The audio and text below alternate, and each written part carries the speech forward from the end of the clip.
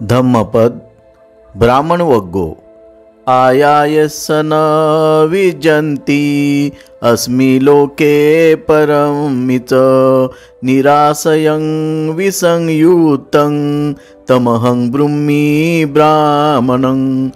इहलोकी किंवा परलोकी ज्याला आशा उरल्या नाहीत, जो तृष्णारहित आणि अनासक्त झाला आहे, त्याला मी ब्राह्मण म्हणतो। अर्थकथा: सारिपुत्ताने अनेक भिक्षूंबरोबर एक पावसाळाभर एका ठिकाणी वास्तव केले।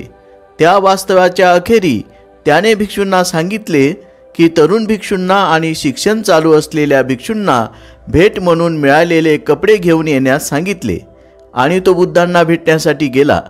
भिक्षूंनी सारिपुत्ताच्या शब्दांचा चुकीचा अर्थ लावून सारिपुत्ताच्या मनात अजून अभिलाषा शिल्लक आहेत असा समज करून घेतला। बुद्धांनी सारिपुत्ताच्या विचार करण्याच्या दिशेचे किंवा त्याच्या दृष्टिकोनाचे वरील गाथेत यथायोग्य स्पष्टीकरण केले।